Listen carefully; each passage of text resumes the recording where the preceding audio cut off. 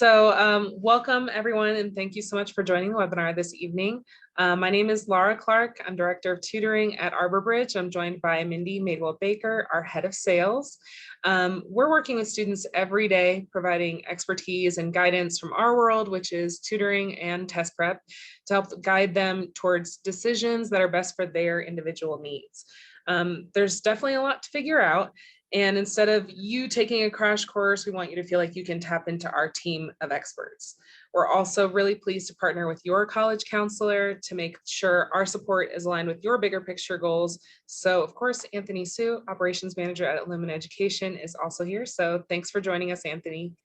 Yeah, of course. And I do have to say that it is a little bit of a, I think everyone in this webinar might know that I'm typically the one hosting. So great to also be in that other perspective as well, I guess. Yeah, take a load off. Awesome. That's right. Mindy, can you go ahead and walk us through tonight's agenda? Yes. Well, first of all, again, welcome. We are so excited that you're here. So let's talk about what is this Jumpstart stuff all about? So, you know, the world our students live in today, it's very different than what we grew up in. I think it's rapidly changing by the day, by the year, by the month. It's changing all of the time. So, you know, the way that kiddos get into college nowadays has changed since I was in high school, which I feel like was many moons ago, but academic competition has truly exploded. We've seen fundamental changes in standardized testing in the last 5 years. And I know that you guys have probably heard a lot about that. And you're going, what does all of this mean? And not surprisingly, the last 2 years of the pandemic have really compounded the typical challenges that you see at this stage in the academic game anyway. So for many students, turning an already like nerve-wracking time of their life, it just makes it even crazier when you compact everything we've been through. So tonight we're going to help you through that. We're going to help you navigate that process. So we'll dive in so you can be prepared for these upcoming pivotal moments that are happening in your students' life. So get ready for the most important time of your school year.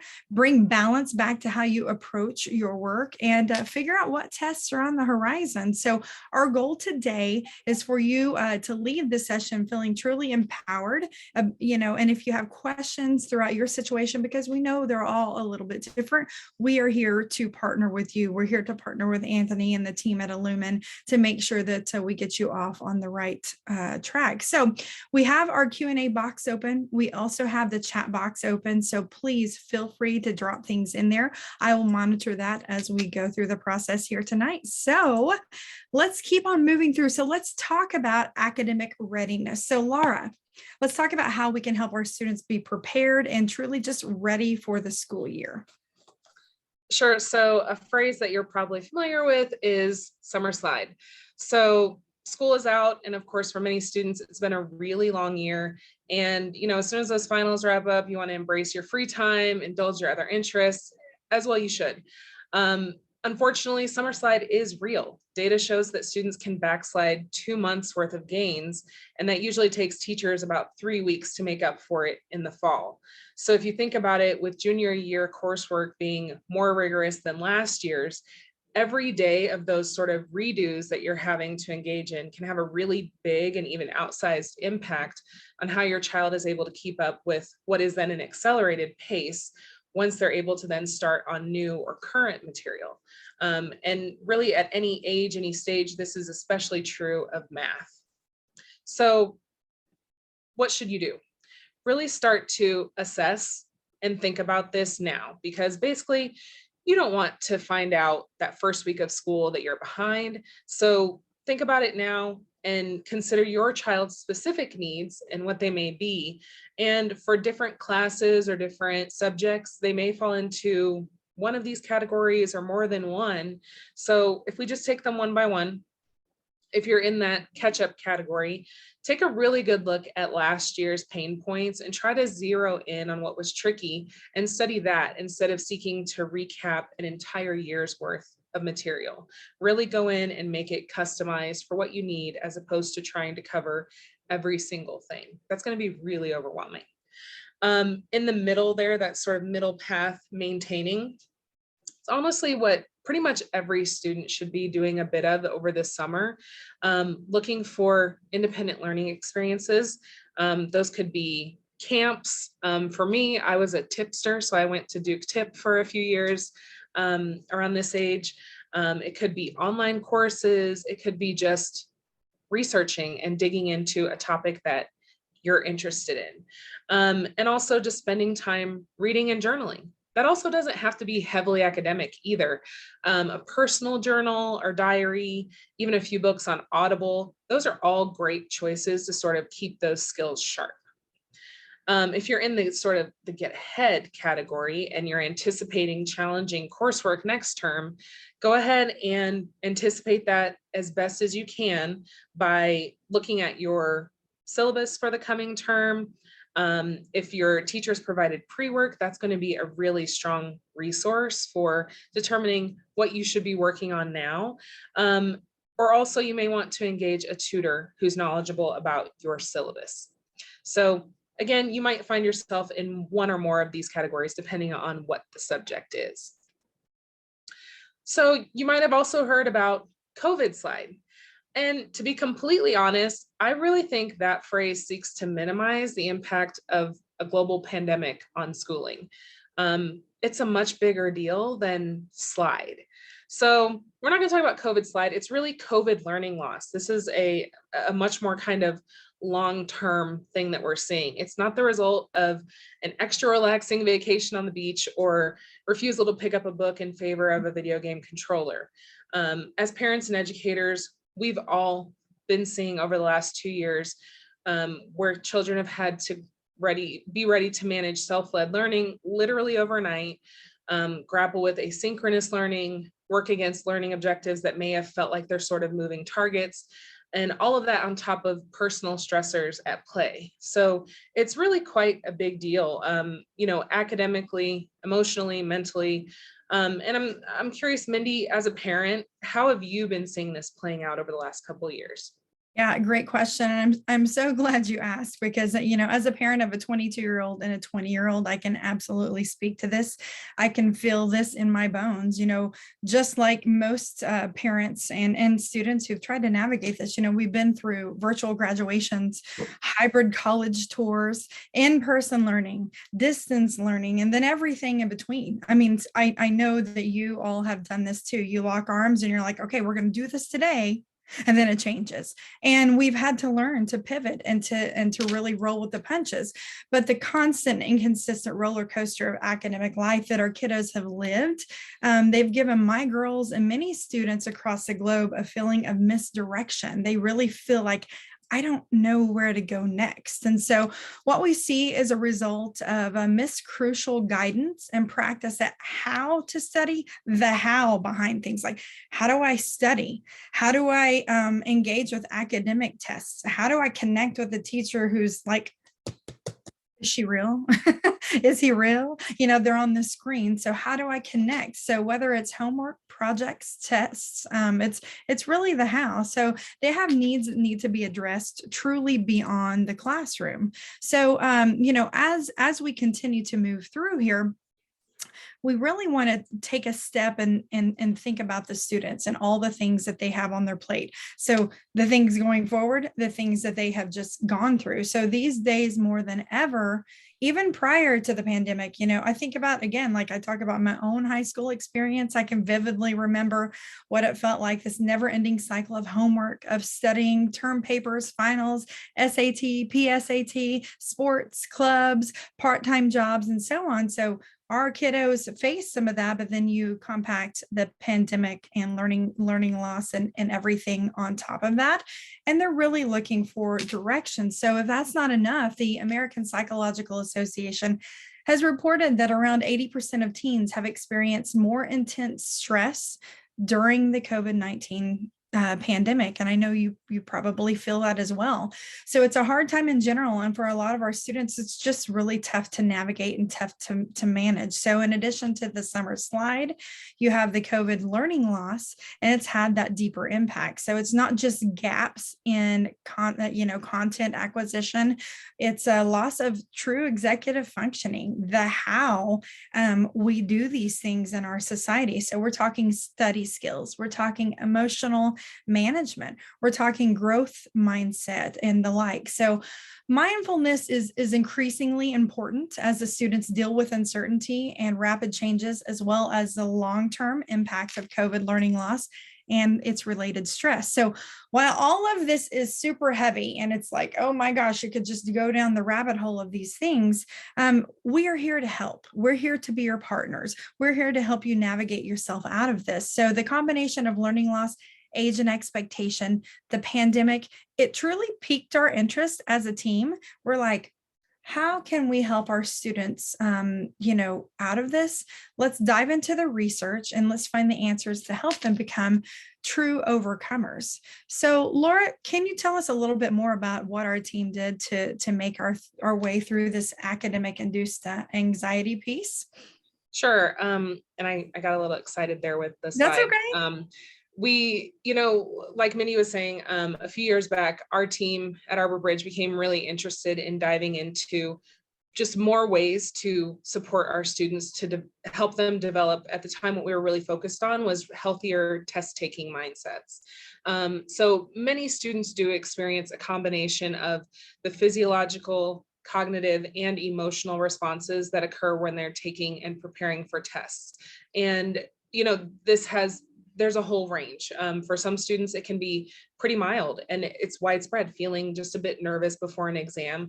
And for other students, it can have a really big impact, and it can be something that, might warrant further exploration. But in general, we can think of this broadly as test anxiety, and it can truly interfere with a student's performance on a test. Close to 40% of students experience high or moderately high levels of anxiety around test taking. So that's 40% high and moderately high. So we're not even including the students who say they might have it a little bit or they feel it some. So you can imagine the widespread impact of this. And when students are feeling this kind of stress, they're just not able to perform at their peak level.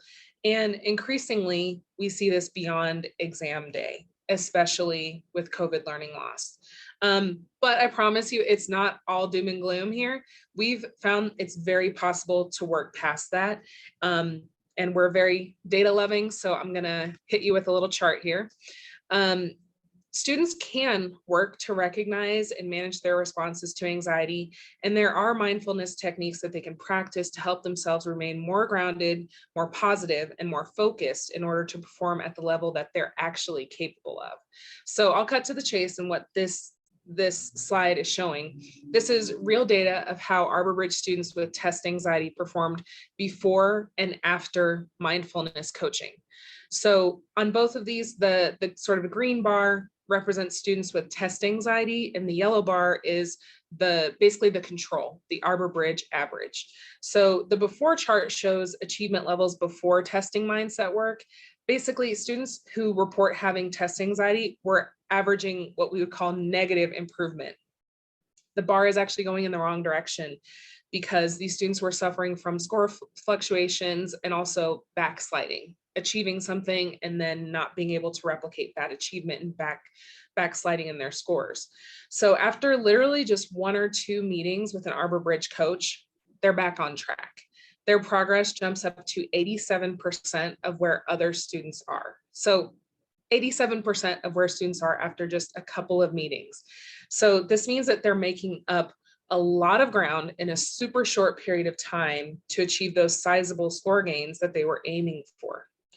So we did this research based on test scores, but beyond scores, more importantly, this type of training helps equip them with tools that they can bring to other stressful situations in their lives, both academically and beyond. And it's not just limited to this year of high school. This stretches well into college as well. So it's really exciting to see these pretty immediate improvements once students start giving focused attention to their mindset. And like I was saying, this isn't limited to just tests. We're talking about these interconnected skills in the key areas of executive functioning. So we put these into 3 categories: test-taking skills, performance mindset, and that executive functioning. And that's what comprises our coaching. this is built on a on foundational principles that are valuable to every student by drawing upon psychological research, elements of athletic peak performance training, and educational best practices. Our coaches help students manage busy schedules and academic pressures by learning to stay present, understand their individual strengths, and focus on what they can control. So I've given a couple examples here in each of the areas. With executive functioning, this is things like organization, dealing with procrastination, for example. Also motivation, tapping into why this is an important task and how to prioritize it. With performance mindset, one of the first key things is recognizing anxiety so that you can then address it. Also reframing thoughts and changing your self-talk. Those are really important things for performance mindset. And also key things that a student can do internally by themselves, which is also, of course, necessary when you're in a standardized test. And then finally, when we look at test taking skills, also looking at efficiency and consistency of which is one of the most tricky things to achieve for students, especially as we get into the higher scoring levels where that gets really tricky. So that's kind of how we're approaching that from a very a research-based perspective. Laura, I love that. I think as a parent and just jumping in here as a parent, I've got, like I said, my 22-year-old and my 20-year-old grown up in the same environment. I have one who was a rock star test taker, one not so much. Anxiety, truly got to her.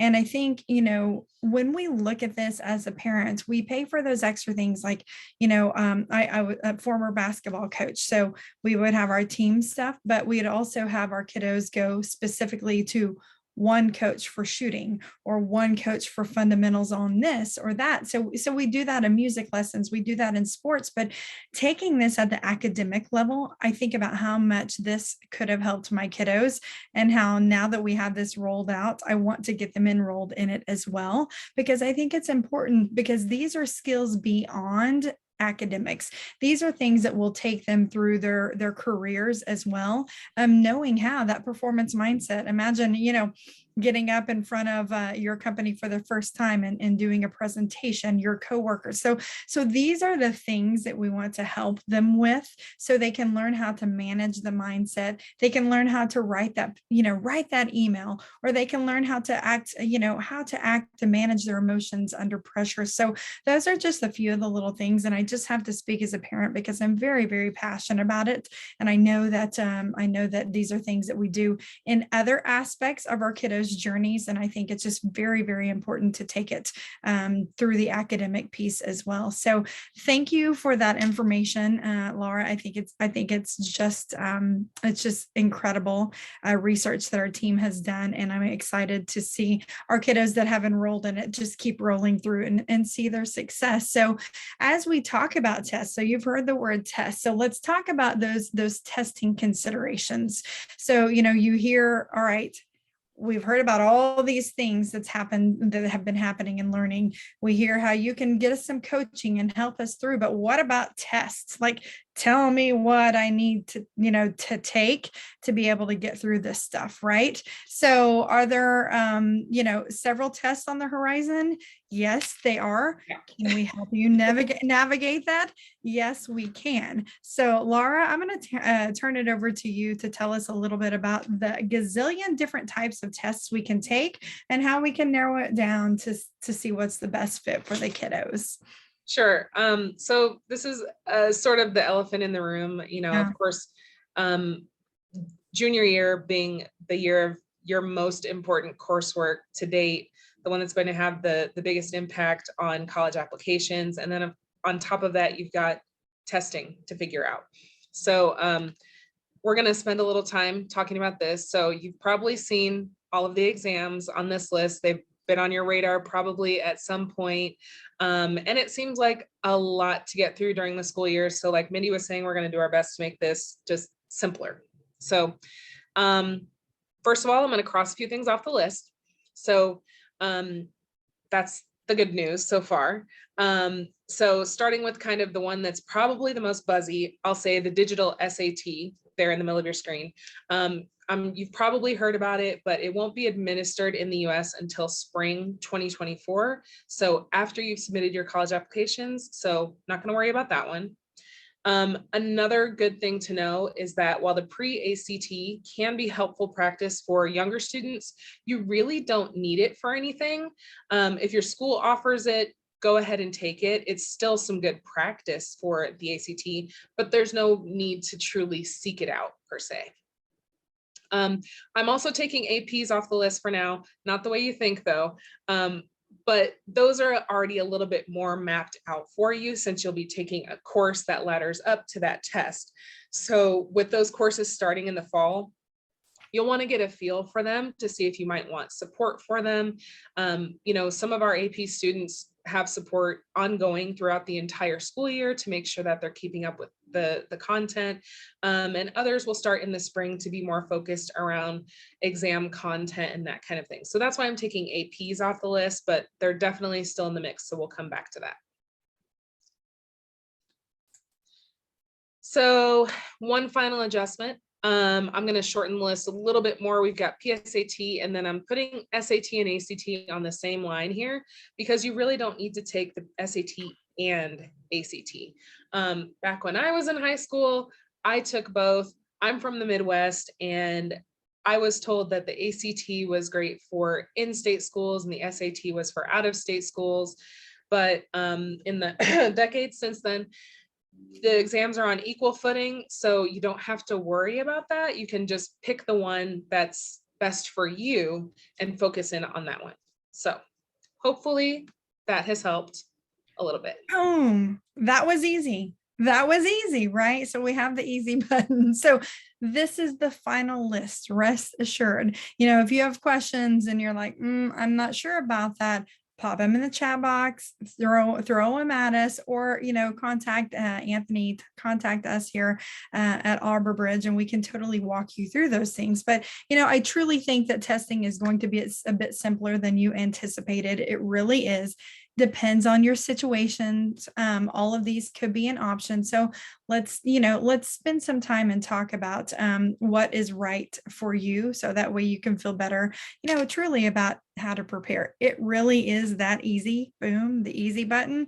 It really is that easy. We just have to whittle that down and see what's a good fit. Yeah, so I'll start with the PSAT. And some of your children may have already taken this one.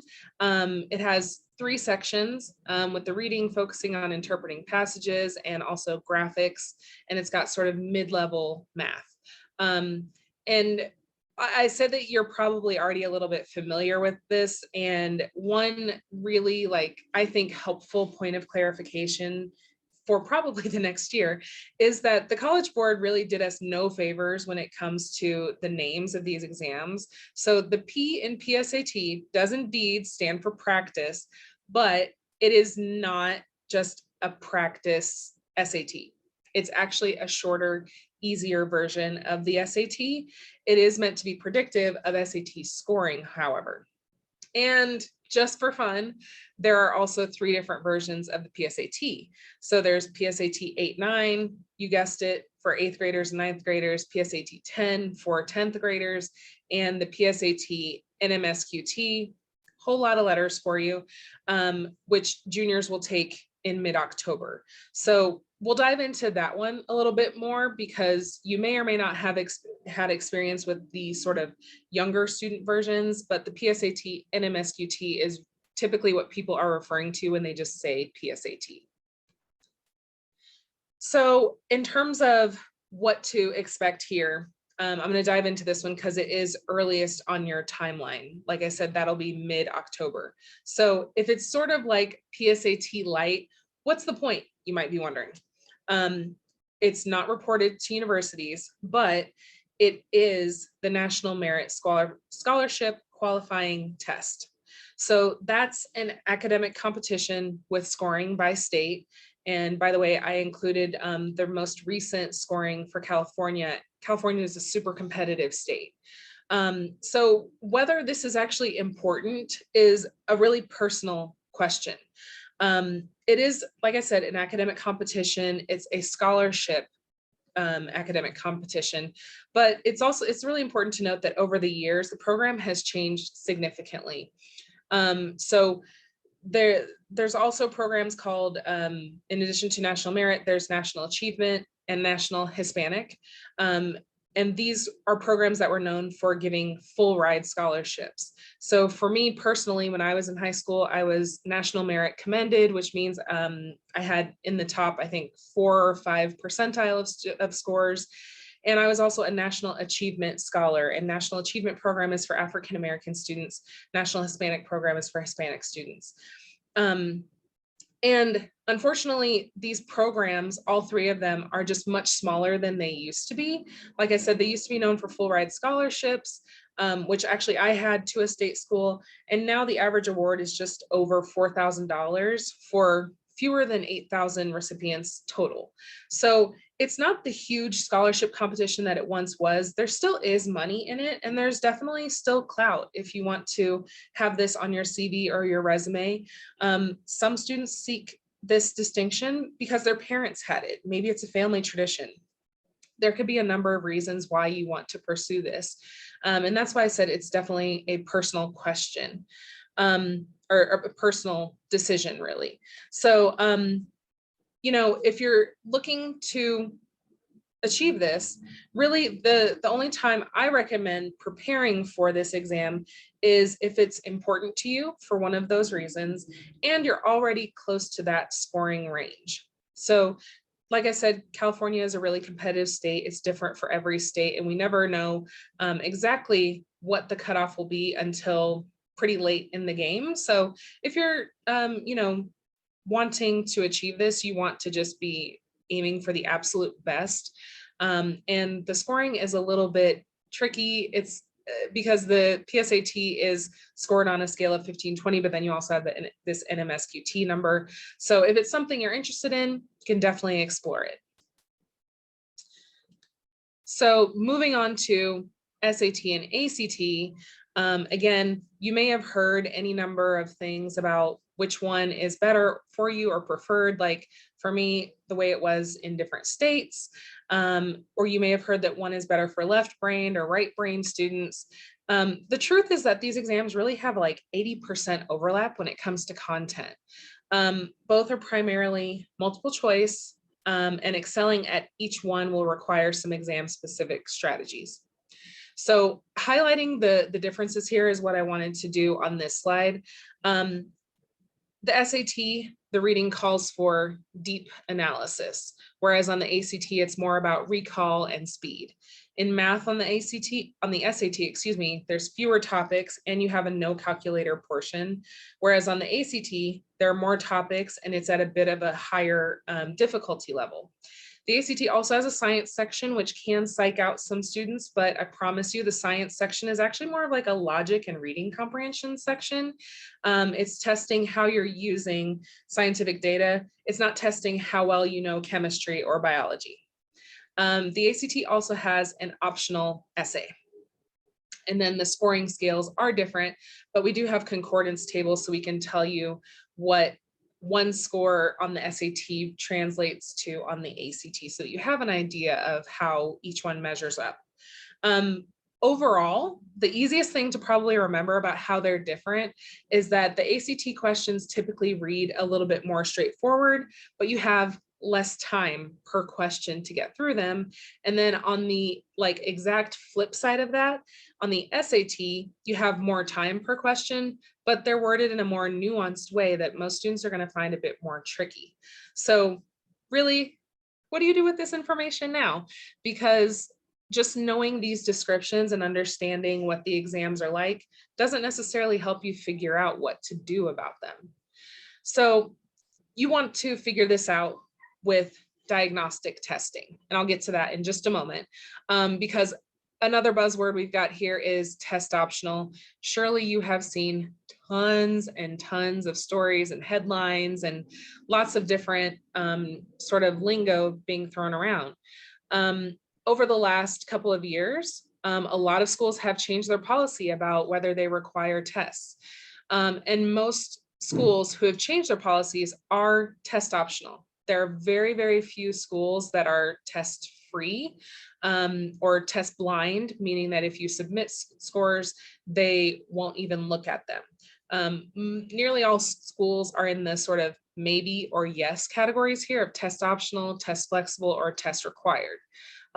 Definitely worth noting, however, that the UC system schools are test optional, though submitting your scores there can aid in fulfilling requirements or even course placement. So for a lot of students, that's going to be worth it to submit scores. So you may want to even think of this less as test optional and more as submission optional.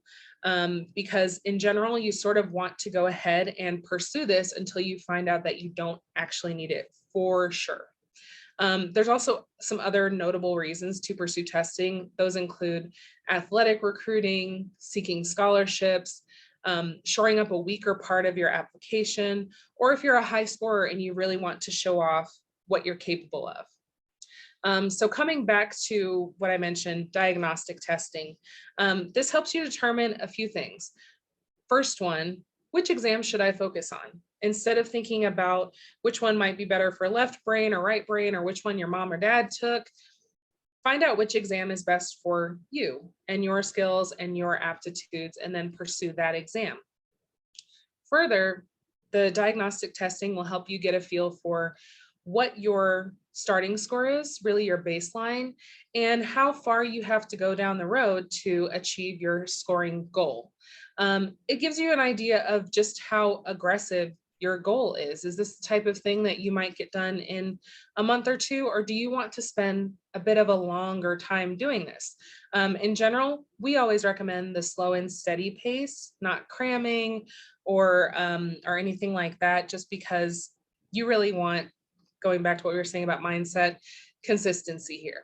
So just to note, that's a free service that we offer at ArborBridge. So I'll share my email address at the end of the session in case you're interested in setting that up.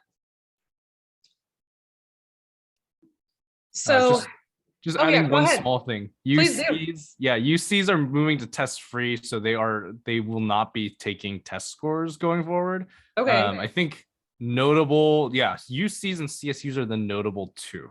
I want to say UW might also move in that direction, but those are the only two that I'm aware of that are distinctly test free. And then, yeah, lots of test optionals. Couple move back to test required, but still vast majority test optional. And that's a great update too, because there are so many schools who have changed and then changed again, and some it's been temporary. So it can be a lot to keep up with for sure. So thank you for that. So as you're exploring testing, I think the best starting place to building out a timeline for getting into testing is to look at what I call personal seasonality. So this includes everything on this list that's likely to be a factor that will impact your bandwidth for adding testing as well as prep to your schedule. You know, as the APs are back in the mix. So your APs, and that goes hand in hand with coursework intensity. If you're taking, 3 APs for the first time, maybe anticipate that finals this term is going to be a little more intense than it would have been in the past. Also, your extracurriculars, as well as volunteering and working, all of those elements of your college applications and essays and visits and all of those things are going to be really important in taking your time. And so it's important to be balanced. Another thing you want to consider for a testing timeline is multiple attempts. There's often fear that this will look bad on your application to submit multiple scores. But really 93% of our students perform better after the first official attempt. So I always recommend planning for 3 exam dates to give it your absolute best shot. You may end up only taking it twice, but at least plan 2 so that you can take some pressure off of that very first time. Again, slow and steady is definitely the best approach, but again, balance. You don't want to start too early because that pretty much guarantees that you're going to head straight to burnout. So start studying no more than about 4 months before your first exam so you can avoid fatigue. Also, you want to front load your prep so that your progress is cumulative and so you can build momentum going into each exam date. So to give you a little bit of a visual for how this might look, if you're taking the exams, either because it's required for just one school on your list that you're applying to, or perhaps you want to raise the profile of your application if it is a test optional school, not a test free one. Doing some test prep will put you in the best position. And lots of options exist. You can self-prep with books. There's self-led online courses. There are lots of great resources like for the SAT Khan Academy, group classes, of course, private tutoring, online, in person. There's tons of options. There's a really wide range. And your selection will ultimately be a function of many things: your learning style, your scheduling needs, family budget, all of those things go into consideration, of course. So what I'm sharing here are a couple of sample timelines, one that we'll call standard and one that we'll call early. I would say that over time, we see more and more students leaning towards the early timeline, but you're probably going to end up being a little bit of a hybrid of both. Really, what you're looking at here is thinking about when you want to finish your testing. Like I was saying, a lot of students are leaning towards the earlier timelines just because they'd like to have that summer after junior year free, if that's for work or internships or what have you. And starting early also gives you really a longer runway for completing your testing. So again, if you're going to have multiple attempts, there's a nice buffer there, especially given the unpredictability that we continue to experience with COVID. Thankfully, we haven't seen the level of unpredictability as we did a year or two ago, where lots of exams were canceled and that kind of thing. But you'll want to just think about really putting together a timeline that's going to be the best fit for your own personal needs. But both of these timelines have all of the same elements, starting with a diagnostic, doing some prep, leading into that first one, taking a little bit of a break, and then continuing prep. So different for everybody. Yeah, thank you for that. I think it's really interesting to see this. I love this resource, seeing it lined up, and again, like Anthony said, you may be going to a school that doesn't consider the SAT or ACT, so we may need to look at the AP piece of it for you. This is where it's really, really important for you to start building that relationship with the experts that know. I am going to drop in the chat box. Laura and I had talked about doing this early on, and I didn't drop it earlier, but I want to go ahead and drop in the chat box one of the resources that we have about some recommended reading, and Laura will talk about that here shortly. But I do think that when you talk about some of the resources that are out there, instead of spending a lot of money, there are some things that are free. There's some free resources, and we have a list of some of those things right there for you that can help you with that. This has been a lot to digest, I'm sure. We recognize that there's a lot of information out there. And then on top of that, you throw in all the things we talked about earlier, and then you've got test optional, you've got, test required, you have all of these things. I truly believe that you don't have to do everything right now, but start your own personal timeline and get with the experts, start your own personal timeline, and know that you're not behind. We have the resources here to help you.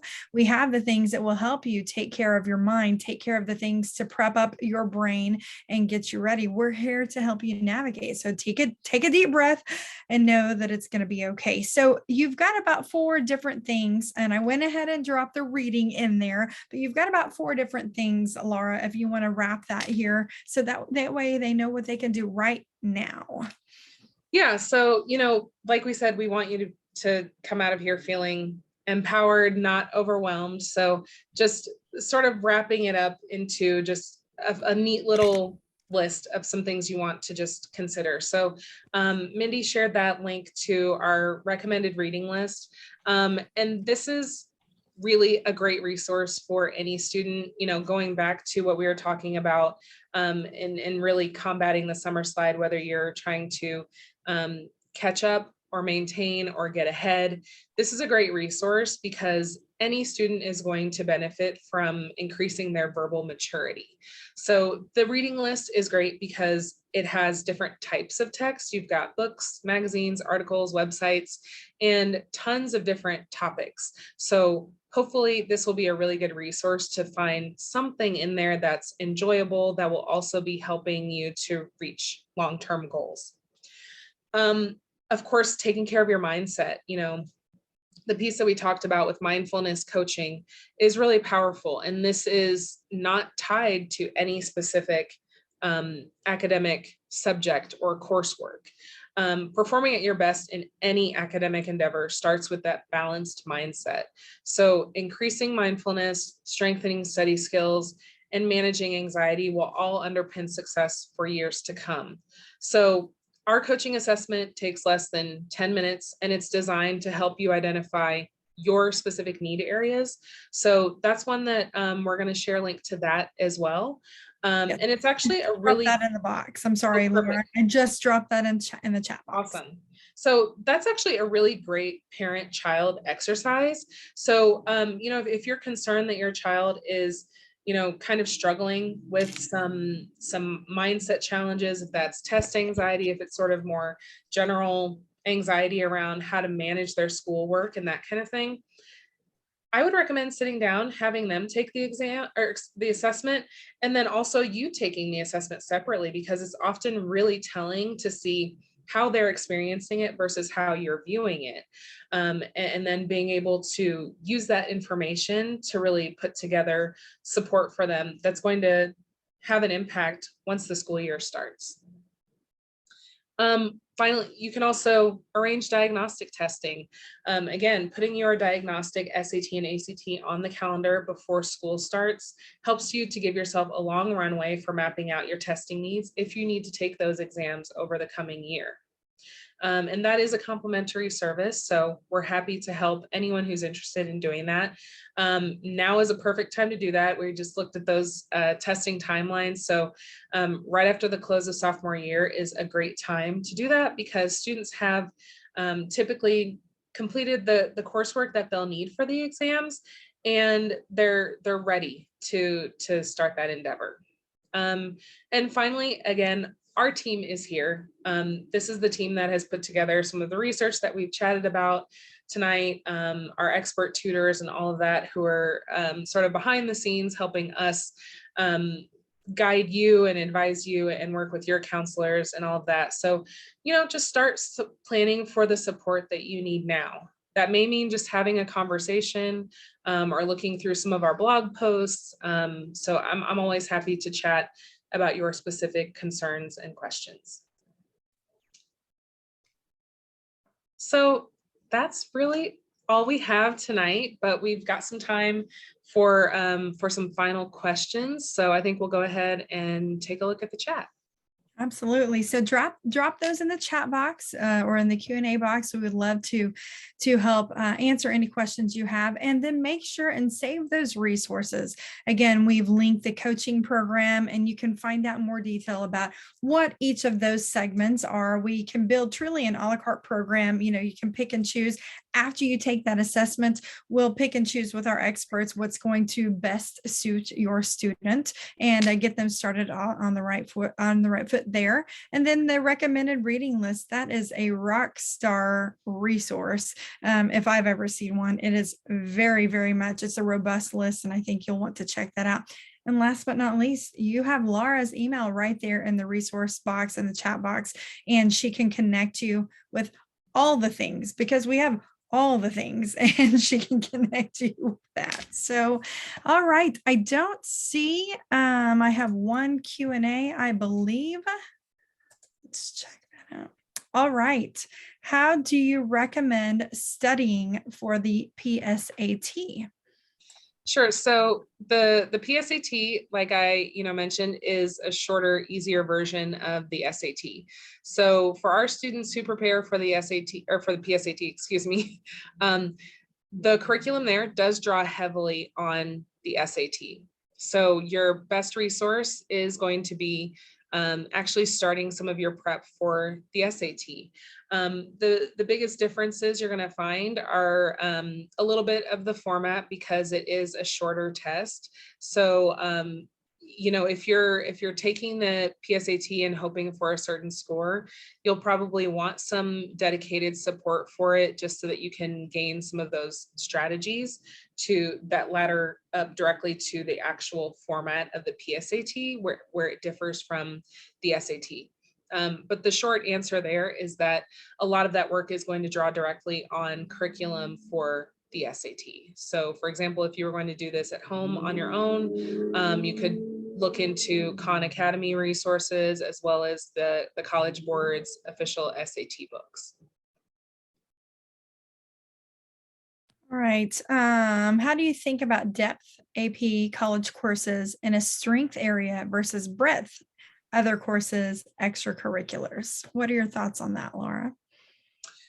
This one, I might tag team Anthony in on this one as well, because I think it's going to have a lot to do with what you're applying for. If you're applying for general admission, or you're applying for a certain course of study or a specific school in your application. Yeah, definitely agree with that. When you're thinking about, if you're thinking about breadth of extracurriculars in the sense of being able to do a lot of different things compared to really going in deep or focusing in one area, right? It depends on, I would say the main factor to consider is major, and this is difficult for each student, right? Because some students just don't know, other students are completely dead set on picking computer science, right? So I would say it is this thought of, like, among really competitive majors, and I can kind of list it out: computer science, business, bio, especially for Bay Area students. Being able to have that depth is pretty critical for standing out if you're thinking about these really selective colleges, right? But for younger students, I would say don't worry about building that depth yet. It is more about exploring, see these other opportunities, so that when you are in, later half of 10th grade, 11th grade, you have that opportunity to really kind of dig deeper as well. So, but yeah, that's a conversation we have with a lot of like new students or students who are just starting to work with us. So, I mean, definitely happy to kind of continue that conversation as well, if you want to do a free consultation or something like that. Yeah. Yeah, and I think with APs, we see a lot of students who are really, really loading up on those, and it can create, for sure, a lot of pressure.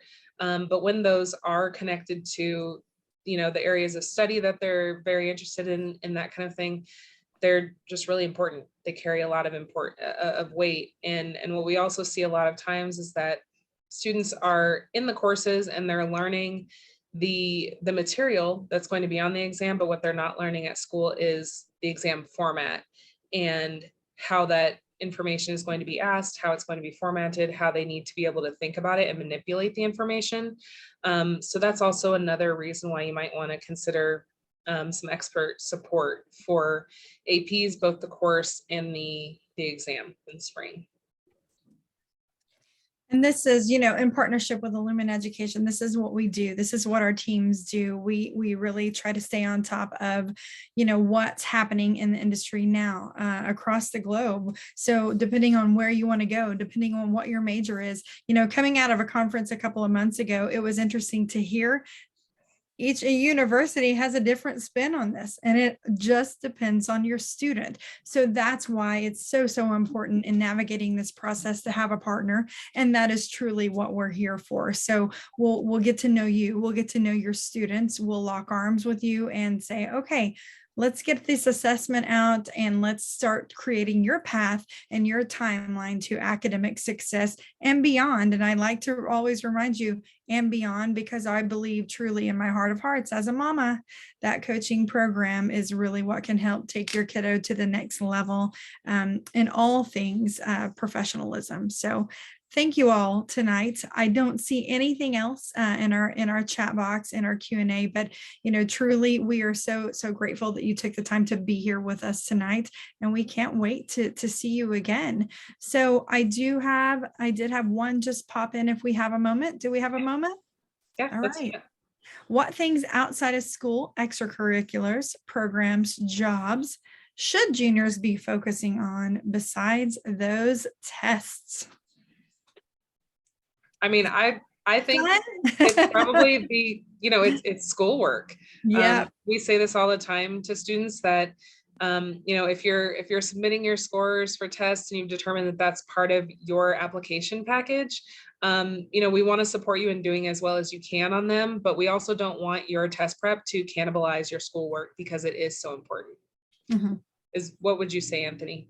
I was gonna say this is a monster of a question, first of all. Right. Of thinking outside Great one. Yeah. right. It's like outside of extracurriculars, programs, jobs, tests, right? So yeah, at least schoolwork is the obvious one that's left behind. I'm trying to think what else. I would say like juniors should continue to think about like what they enjoy, what they want to do in terms of like, yeah, like I don't know how to, like, it sounds like casual advice, but like, yeah, have fun, enjoy your time at school. And I always say like, this is part of the college experience. It is about helping students continue to learn, continue to know what they're looking for, right? You don't need to get it right the first time. You don't need to pick your major and be set with it and hope that your career path is going to be totally 100% perfect. Oh, outside of school activities. Okay. But I'll continue on this tangent of mindset and I'll come back to the question.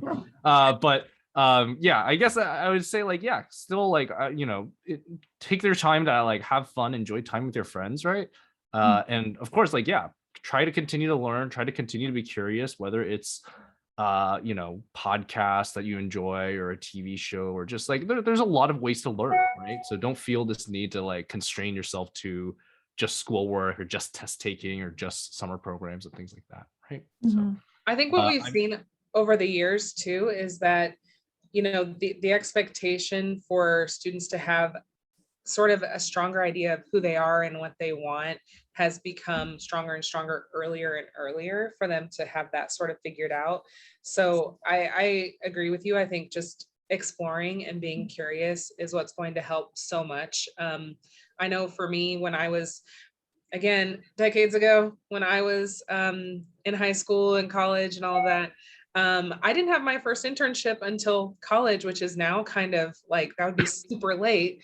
But one of the most important lessons I learned from my mentor that summer was that you might find out that you don't like this, and that's good too, because you learned that and you have that knowledge to go forward now. So all of those kinds of, summer explorations, whether it's camps or classes or Audible books and all of that kind of stuff, all can help students just really start to zero in on what they do want.